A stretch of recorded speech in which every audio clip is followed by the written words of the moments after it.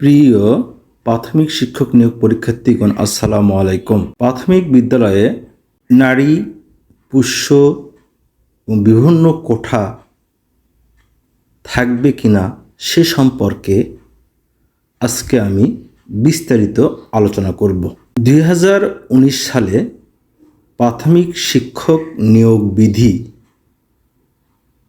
Gazette আকারে প্রকাশ করে প্রাথমিক ও গণশিক্ষা মন্ত্রণালয়।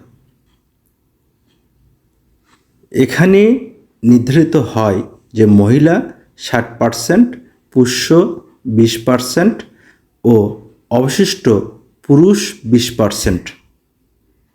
এই তিনটি কোঠার মধ্য থেকে অবশ্যই 20% বিজ্ঞান বিষয়ে স্নাতক বা সমমানের ডিগ্রিধারী প্রার্থীগণের নিয়োগ নিশ্চিত করিতে হইবে।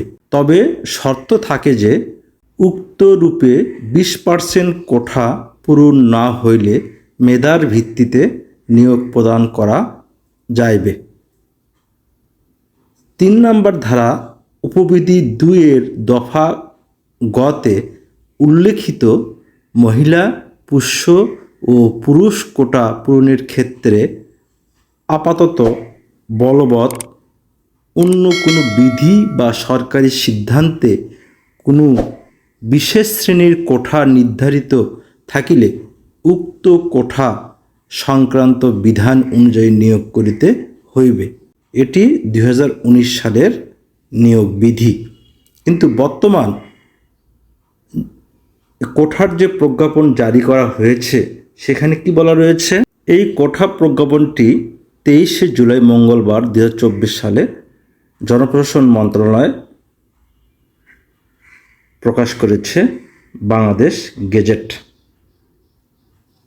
বিষয়: সরকারি, আধা সরকারি, স্বায়ত্তশাসিত, আধা স্বায়ত্তশাসিত প্রতিষ্ঠান, স্বশাসিত ও সংবিধিবদ্ধ কর্তৃপক্ষের এবং বিভিন্ন কর্পোরেশনের চাকরিতে বা কর্মে সরাসরি নিয়োগের ক্ষেত্রে সরকারি বিদ্যমান কোঠা পদ্ধতি সংশোধন। নম্বর এত, সরকার এই মর্মে আদেশ জারি করিতেছে যে সমতার নীতি ও অনগ্রসর জনগোষ্ঠী প্রজাতন্ত্রের কর্মে প্রতিনিধিত্ব লাভ নিশ্চিতকরণের লক্ষ্যে সরকার বিভিন্ন প্রতিষ্ঠানে অর্থাৎ সরকারি, আধা সরকারি, স্বায়ত্তশাসিত, আধা স্বায়ত্তশাসিত প্রতিষ্ঠান, স্বশাসিত ও সংবিধিবদ্ধ কর্তৃপক্ষের এবং বিভিন্ন কর্পোরেশনের চাকরিতে কর্মে সরাসরি নিয়োগের ক্ষেত্রে সকল গ্রেডে নিম্নরূপভাবে কোঠা নির্ধারণ করা হইল। মেধাভিত্তিক 93%, এটি ক নম্বর। খ নম্বর, মুক্তিযোদ্ধা, শহীদ মুক্তিযোদ্ধা ও বীরাঙ্গনার সন্তানের জন্য 5%, ক্ষুদ্র নৃগোষ্ঠী 1% এবং ঘ নম্বর, শারীরিক প্রতিবন্ধী ও তৃতীয় লিঙ্গের জন্য 1%। নাম্বার 2, নির্ধারিত কোঠায় যোগ্য প্রার্থী পাওয়া না গেলে সংশ্লিষ্ট কোঠার শূন্য পদসমূহ সাধারণ মেধা তালিকা হইতে পূরণ করা হইবে।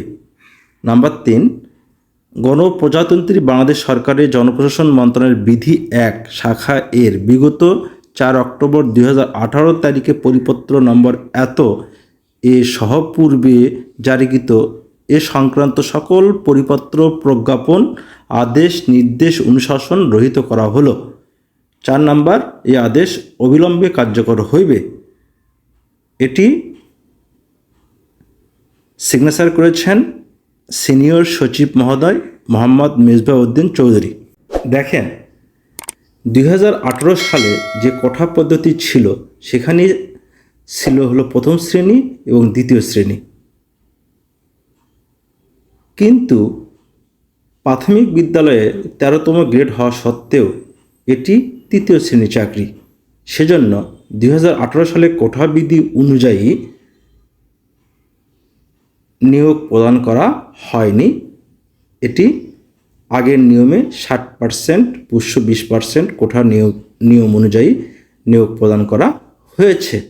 কিন্তু বর্তমানে সকল গ্রেডে, প্রথম শ্রেণী, দ্বিতীয় শ্রেণী, তৃতীয় শ্রেণী, চতুর্থ শ্রেণী, সকল শ্রেণীর সকল গ্রেডে এই কোঠা নীতি মেনে নিয়োগ প্রদান করিতে হবে। এই সাপেক্ষে প্রাথমিক ও গণশিক্ষা মন্ত্রণালয়ের সচিব মহোদয় বলেছেন, বর্তমান কোটা প্রজ্ঞাপন আমাদের নিয়োগ বিধির সাথে সাংঘর্ষিক নয়।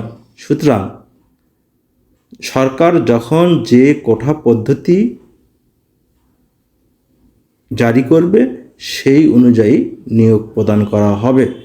এর থেকে বলা যাচ্ছে যে এখন থেকে সরকারি প্রাথমিক বিদ্যালয়ে আর কোনো কোটা থাকবে না, শুধু এই 4টি মাত্র কোটা ছাড়া।